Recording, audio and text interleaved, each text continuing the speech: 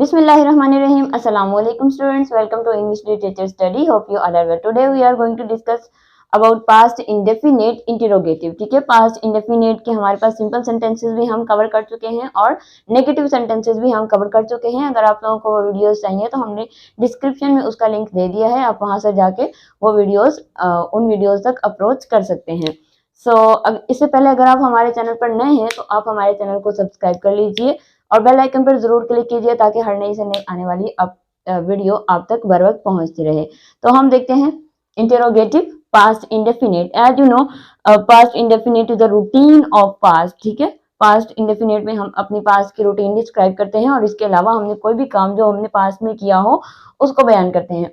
ठीक है, तो नेगेटिव में जो काम नहीं करते और इंटेरोगेटिव में हम जब पूछते हैं किसी शख्स की क्या तुमने ऐसा किया, क्या उसने ऐसा किया, क्या मैंने ऐसे किया, या मैंने ऐसे क्यों किया, या मैंने ऐसे कैसे किया. ठीक है, तो इस तरह के जो हमारे पास सेंटेंसेस होते हैं वो इंटेरोगेटिव में आते हैं. हमारे पास इसके लिए रूल क्या होता है. रूल आपके पास सेम वही है जैसा कि हमने अपने नेगेटिव में देखा था. नेगेटिव में यही था कि सब्जेक्ट होता है, सब्जेक्ट के बाद डिड होता है, डिड नॉट लगाते हैं. सबके साथ ही जितने भी प्रोनाउन आते हैं, जितने भी नाउन होते हैं, चाहे वो सिंगुलर हो चाहे वो प्लूरल हो, सबके साथ ही हम डिड नॉट का यूज करते हैं. और उसके बाद हम वर्ब की फर्स्ट फॉर्म यूज करते हैं और फिर ऑब्जेक्ट. और इसके अलावा इंटेरोगेटिव में, तो इंटेरोगेटिव में क्या होता है, जो हम यहाँ पर सब्जेक्ट के बाद डिड का यूज किया करते थे उस डिड को हम अपने स्टार्टिंग में ले जाएंगे. ठीक है, डिड को हम स्टार्टिंग में ले जाएंगे, सब्जेक्ट हमारा वहीं पे रहेगा और वर्ब की हमने तो फिर से वही फर्स्ट फॉर्म यूज करनी है. मैंने आप लोगों को पहले भी बताया था जितने भी सेंटेंसेस हैं, ठीक है, चाहे वो एक्टिव के होते हैं या पैसिव के, सिर्फ पास्ट इंडेफिनिट एक्टिव में, ठीक है, सिर्फ पास्ट इंडेफिनिट एक्टिव में सेकंड फॉर्म यूज होती है वर्ब की, और कहीं पर भी वर्ब की सेकंड फॉर्म यूज नहीं होती, वो भी उसके सिंपल सेंटेंसेस में. ठीक है, इसके नेगेटिव सेंटेंसेस में भी जस्ट डिड का यूज करते हैं हेल्पिंग वर्ब के तौर पर, और इसके इंटेरोगेटिव में भी हम डिड का यूज करते हैं और उसके बाद वर्ब की हमारे पास फर्स्ट फॉर्म आ जाती है. डिड का यूज की फर्स्ट फॉर्म क्यों यूज करते हैं, क्योंकि हम अच्छा नेगेटिव और इंटरोगेटिव में फर्स्ट फॉर्म क्यों यूज करते हैं, क्योंकि डिड हमारे पास ऑलरेडी डू की सेकंड फॉर्म होती है और एक सेंटेंस में हम 2 मर्तबा सेकंड फॉर्म का यूज नहीं कर सकते. हम इसको एग्जांपल से देख लेते हैं. क्या फातिमा स्कूल जाती थी, क्या फातिमा स्कूल जाती थी. ठीक है, अब हमारे पास सेम सेंटेंस है, रूटीन है, हमें पता चला जी कि पास्ट की रूटीन डिस्क्राइब हो रही है. ठीक है, तो हमने देखा पास्ट का है तो helping verb according to the rule did. कौन है सब्जेक्ट, कौन है हमारे पास, फातिमा, डिड फातिमा. वर्ब हमारे पास है जाना, गो.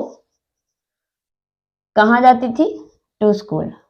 Did Fatima go to school, क्या फातिमा स्कूल जाती थी, या इसका हम ट्रांसलेट ऐसे भी कर सकते हैं क्या फातिमा स्कूल गई. ठीक है, नेक्स्ट सेंटेंस इज क्या तुमने सबक सुनाया, क्या तुमने सबक सुनाया.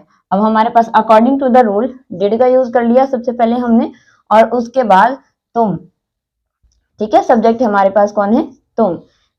फिर हमारे पास वर्ब, वर्ब हमारे पास क्या है, सुनाना. सुनाने के लिए टोल्ड का यूज करते हैं. क्या सुनाया, lesson. Did you told lesson. ठीक है, did you told lesson. Next one is क्या मैंने पिछले हफ्ते तुम्हें पैसे दिए, क्या मैंने पिछले हफ्ते तुम्हें पैसे दिए. According to the rule did का यूज करेंगे, डिड आई.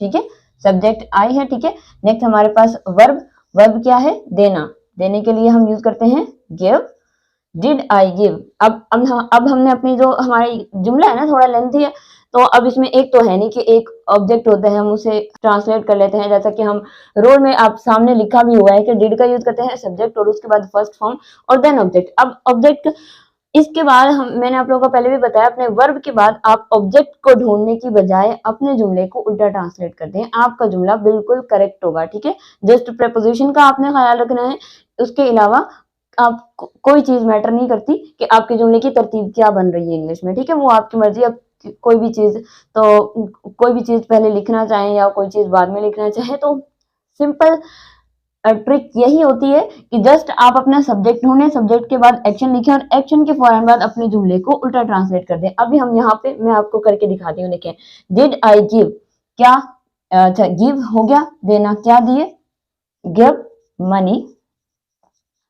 ठीक है, तुम्हें, टू यू. ठीक है, गिव मनी टू यू. कब, पिछले हफ्ते. लास्ट वीक, और यहाँ पर हमारा जुमला एंड हो जाता है। और इसमें कहीं भी मिस्टेक नहीं है, ठीक है। हमेशा लेंथी सेंटेंसेस को ट्रांसलेट करने के लिए यही ट्रिक यूज होती है कि सबसे पहले आप उसमें सब्जेक्ट ढूंढें, सब्जेक्ट के बाद वर्ब, ठीक है, और वर्ब के फौरन बाद आपने अपने जुमले को उल्टा ट्रांसलेट कर देना होता है, ठीक है। और सब्जेक्ट हमेशा जुमले के स्टार्ट में नहीं होता, आपको वर्ब से पता चलता है कि वर्ब, ठीक है, वर्ब काम को कहते हैं ना, एक्शन। जब आप ढूंढ लेंगे तो फिर आप जुमले में ये फाइंड आउट करेंगे कि ये एक्शन किया किसने है, ठीक है। फिर जब आपको सब्जेक्ट मिल जाएगा, सब्जेक्ट के फौरन बाद आप दोबारा से अपने एक्शन के पास आए, जुमले के एंड पर आए और फिर जुमले को उल्टा ट्रांसलेट कर दें। Okay, so next example, Alia ने बच्चों को सजा क्यों दी, ठीक है। अब ये तो हो गया डिड, क्या ऐसा हुआ, क्या ऐसा तुमने किया, क्या मैंने ऐसा किया। अब हमारे पास ये भी होता है ना, क्यों किया, कैसे किया, कब किया, कौन किसने किया, ठीक है। इस तरह से जो सेंटेंसेस होते हैं उनको हम कैसे ट्रांसलेट करते हैं। आलिया ने बच्चों को सजा क्यों दी, सेम रूल है, डिड यूज होगा, subject first form object question mark.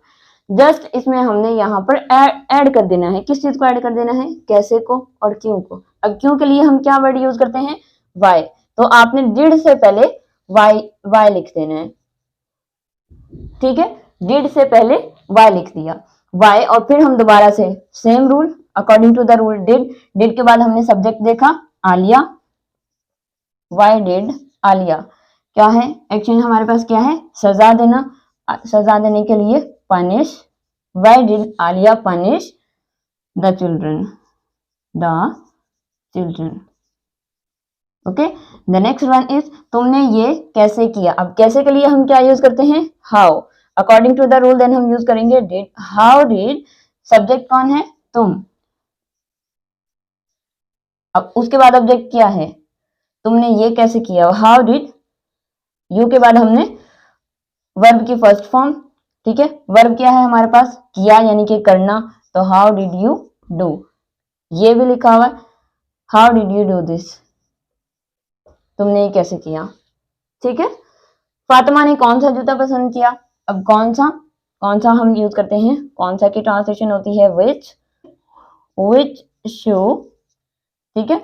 Next one is did, which shoe did Fatima like, ठीक है। Which shoe Fatima did Fatima like. The next one is, तुमने चिड़ियाघर में क्या देखा। अब यहाँ पे हमारे पास क्या देखा, ठीक है, what, according to the rule what did, कौन है सब्जेक्ट, तुम, व्हाट डिड यू, ठीक है, एक्शन देखना, व्हाट डिड यू सी, कहा, in the zoo. I hope you all understand.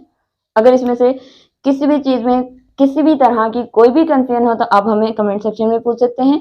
अगर वीडियो अच्छी लगे तो लाइक कीजिए, अपने दोस्तों के साथ शेयर कीजिए। To learn English stay with us, remember me in your prayers. मिलते हैं अपनी नेक्स्ट वीडियो में। अल्लाह हाफिज।